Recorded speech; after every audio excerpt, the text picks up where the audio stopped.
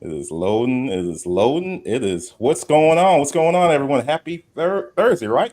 Happy Thursday. Thursday, 17th day of this month of April. We got your local realtor here, Garati Joseph, and the mortgage dad, Ronnie Fairley. Hello, everybody.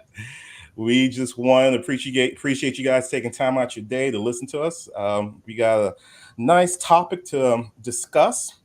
It's been out for about a month or two as far as what's Yeah. going on in the real estate world, and we're not talking about mortgage rates. We are talking about the NAR settlement and how it has and probably will impact the market moving forward. I know Ronnie kind of brought it to my attention. This would be an interesting topic to Yeah. discuss with you guys. So I'm going to kind of let Ronnie kind of lead the way while I Yeah. play around with some of these settings. Yeah. So I think it's all been in the news. The NAR settlement. What does that mean for the real estate industry, specifically for a realtor, real estate agent?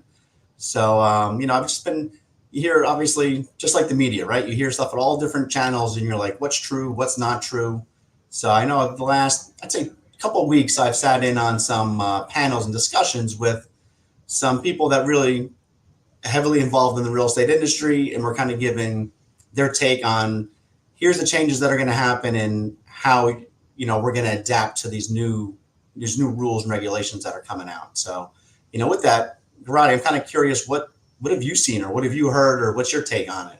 Uh, The, the biggest thing that stands out to me is that it's so new, but it hasn't really taken, I guess, full effect as Yep. people anticipated. Is this kind of like one of those things where you think all of a sudden things are going to stop and change? Like the biggest takeaway from the settlement is the transparency between buyers and sellers and the agents as far as the commission and understanding that now buyers have the or more so buyers agents have is their responsibility or their due diligence or their what's the word I hear their responsibility to make sure that they explain to the buyer that hey, there may be a possibility that the seller may not pay for my commission, which is perfectly understandable, which is fine, to where now they have to actually negotiate with the buyer and as far as compensating the agent and making sure that he or she gets paid for doing their job. Because ultimately, when I think about the settlement, it's going to make changes to the market to where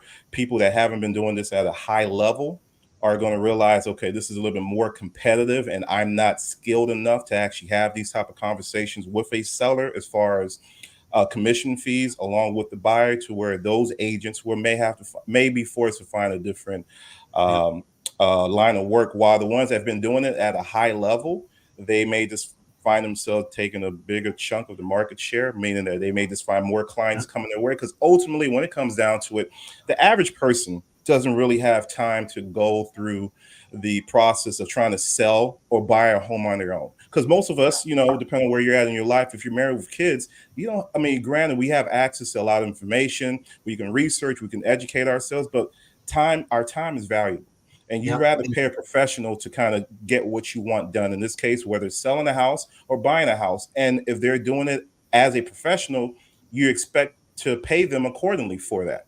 So for me personally, the whole concept of people buying and selling homes with agents are still it's still going to be there. It's not like all of a sudden buyers and sellers, okay, I don't need an agent, I can go ahead and drop up my own contract. No, the average person is not going to have time for that, which is fine.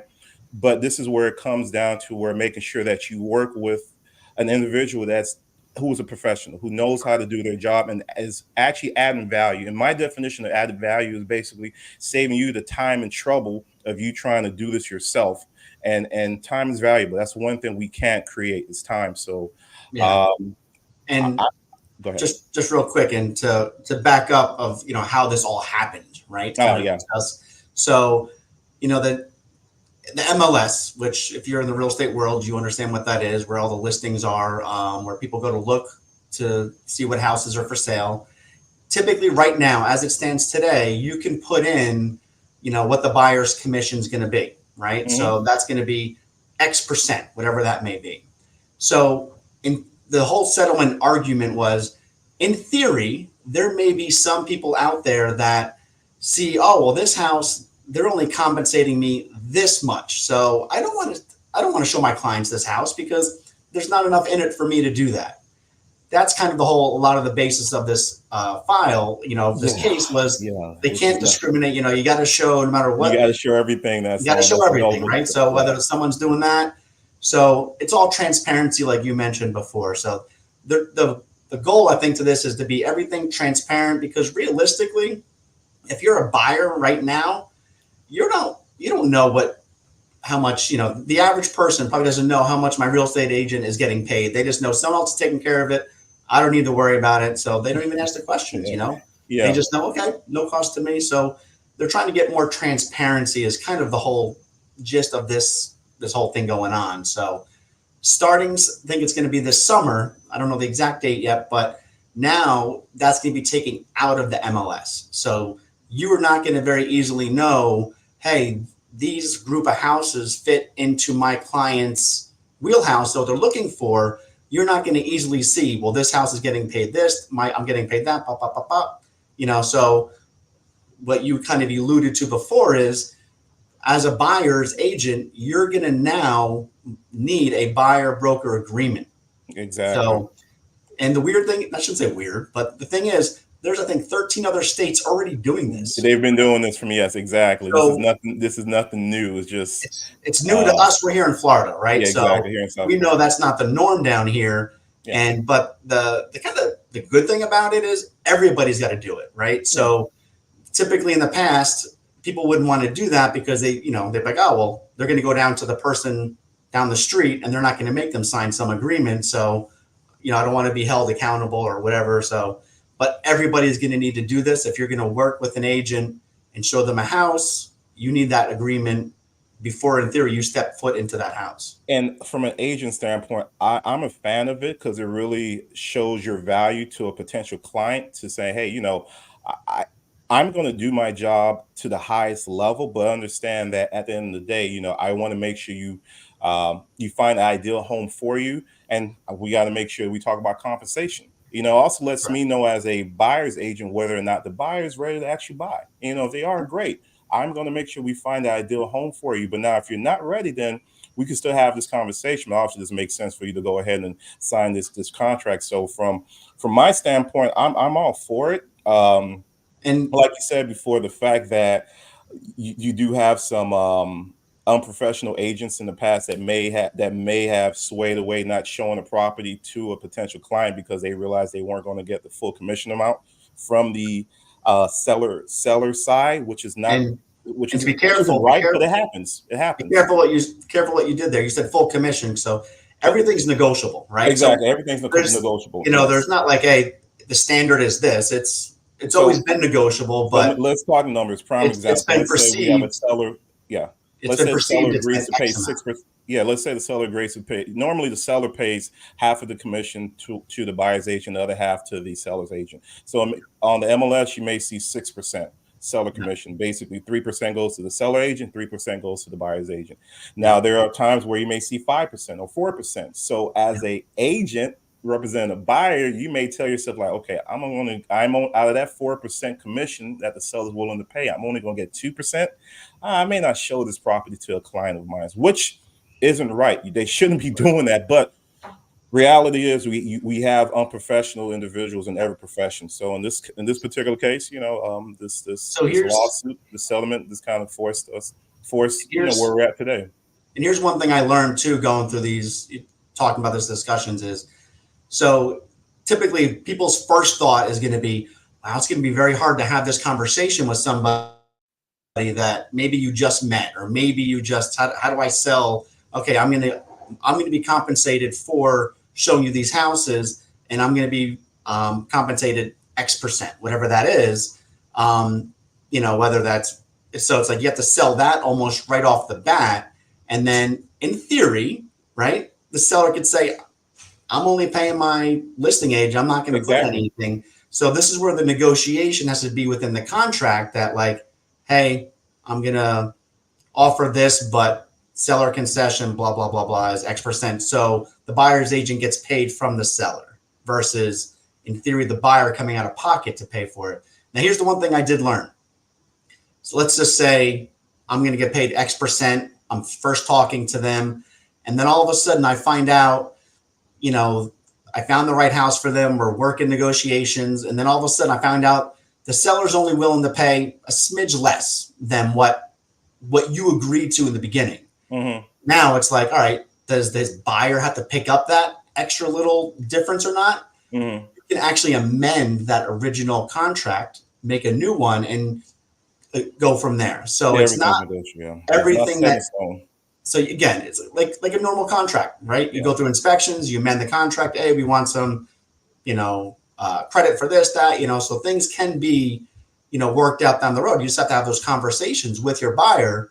And it can also work the other way, right? So maybe you agreed because it's whatever it is, you agreed a certain percentage that's lower. And all of a sudden you find out the seller is paying more, but you can't collect that money if your contract says it's only this, Yeah. this is my compensation. Then again, you can talk to the buyer, tell them the scenario and say, can we amend it for more or whatever that may be is because of this. So, and again, the good thing is it's transparency and you're having these conversations with the buyer. So I think ultimately it's going to be good for the industry. Healthy. A lot of people are scared because it's change.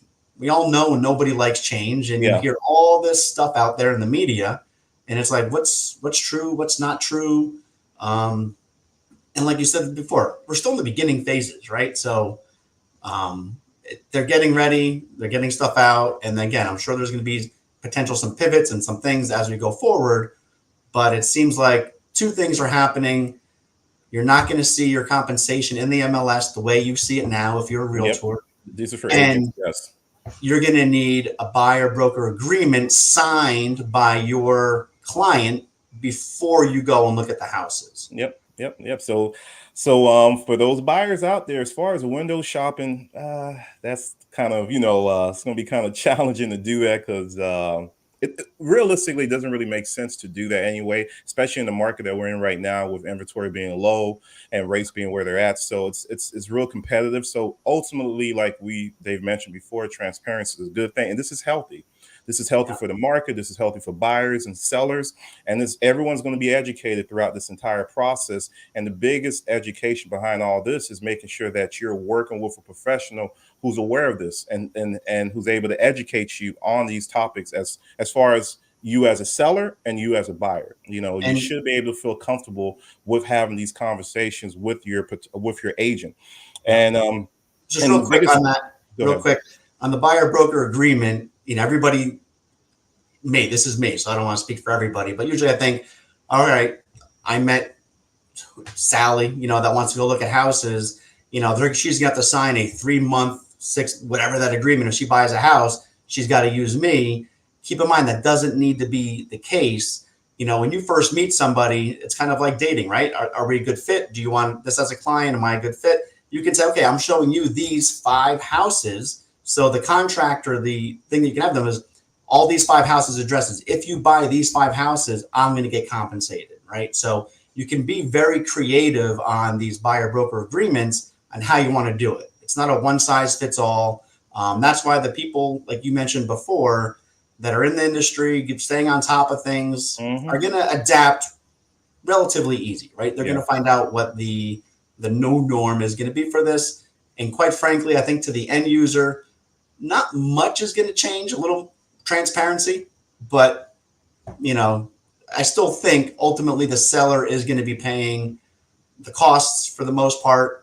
For that buyer's agent, it's just going to be transparent of That's how all. things Because are doing. as far as people believing that okay, there's just no longer going to be a place for agents in the market. That's never going to happen. Like I mentioned earlier, the average person doesn't have time to try to sell their home on their own, buy a home. Because And if you're working a it's full time job, if you're a husband or wife, which is a 24/7 job, you don't want to deal with all that. You already got too many things on your plate. and You want to it's deal with a professional to help you get to that finish line of either buying or selling a home. it's emotional, right? So Yes, think yes. about it. Why has for sale by owner not Woo. been the market, right? Exactly. Yeah. You would You know, think like 90, 95. I think that yeah. I don't know the number off the top of my head, but I know the percentage of actual people using agents to buy and sell their home. I know it's easily over 50%. There's a reason why the a large share of the market is still kind of being is ran by realtors. What I mean by Correct. that, someone So representing the buyer and the seller, because I just believe it's a time factor, man. It's correct, and just a that's time why I factor. think everybody, some people may be thinking, oh, this is the end to real estate agents or real, but for sale by owner has been around for a long, long time, and it Yeah. hasn't really made a huge dent in the industry. Everything's emotional. I can't imagine, obviously, being on the mortgage side, all of a sudden getting through the transaction, the inspection comes back, and they see something. I'm not paying for that. Deals would be broken, would be, you know, um, canceled or deal breakers over a couple $100 because people are going to be so emotional about that's not my responsibility. So yeah. So I think realistically, you still need an agent. You still need to kind of do business as usual. That's the Yeah. way it has been in the Now, past. speaking of the mortgage war, I wonder how this is going to, I guess, impact you guys as far as what's going on in the with the Yeah, NRA and the settlement and everything. To where, and that's probably a discussion for another day. But I'm just it is, curious. and the Yeah. mortgage industry I think is going to adapt. There've already been things coming out, like you said, this discussion the other day that seller concessions, right? Yeah. Usually, they're already going out and saying, the seller concession, if you need to pay a certain percentage to your buyer's agent, it's not going to affect the current percentages that currently is. So it's not going to eat into some other potential issues for buyers that are getting seller credit. So I think the mortgage industry will adapt once everything's settled, and it'll be all right. Yeah. I'll let you know one thing. This happened. I believe this happened in March, early March. It's a little over a Yeah, month or so. And I mean, I look at the numbers on a weekly basis. People are still buying, and selling homes through agents. So, and that's yeah, still going to be and the case moving forward. So it's not like nothing. It's not like everything stopped. And what are we going to do? Like you just said before, we're going to adapt. We're going to change. And people don't like change, but change is healthy, is inevitable, and this is good for the market, man. So I'm a fan of it. yeah. Because And one thing to kind of, as we're trying to wrap it up, somebody may say, "Oh, the DOJ is opening up something." Yes, there's some other things that may come up. There's a lot of copycat lawsuits coming up now. why But not? bottom line, I think with this NAR settlement is they agreed they're going to start doing this, sooner than later. So Yeah, changes are going to happen. I don't think it's going to be held up by other things. So um, the change is coming no matter what, and I think when you dig deep and find out the little nuances, it's going to be good change. I think it's going yeah. to be good. And as we always preach, is at the end of the day, you always want to work with people local in your market, to your market, from the lender to the realtor to whomever, and also you want to make sure that someone is on top of what's going on, current events, and are able to have these type of discussions with you, to where, depending on where you're at in your real estate journey, how does this actually impact you personally? So that's the reason we enjoy having these type of conversations and we do these type of shows, because we just want to keep you guys current and let you guys know that, hey, we do this day in and day out. So we live this and breathe this and eat this. And I'm sure there's a million questions that come around this. So, feel free to drop something in the comment. If we know the answer, we'll answer it. We'll kind of give you what we hear out there. But yeah, we're here. Love it, love it. Besides that, anything else you want to add on to this, Ronnie? No, it's a ongoing thing, right? So I think Yeah, this won't be our last discussion about it. But like I said, I was just at a luncheon yesterday that talked about it, and a lot of good information. And I think once you peel back all these things that are happening, it's more scary not knowing, which I think mm, that's where a lot of people are at now, not knowing what's exactly. happening. But when you really dig in and hear what's happening, it's not so bad. And again, I think as a buyer's agent, if you're a buyer's agent, this is going to be amazing because now you don't have to worry about somebody using you and then going off and using someone else as easily. Yeah, exactly. Trust me, I know the feeling, man. I know the feeling. Huh. I guess with all that being said, appreciate you guys' time. Stay local and stay informed and not influenced. All right. Take care, everybody. Have a great All weekend. right, beautiful.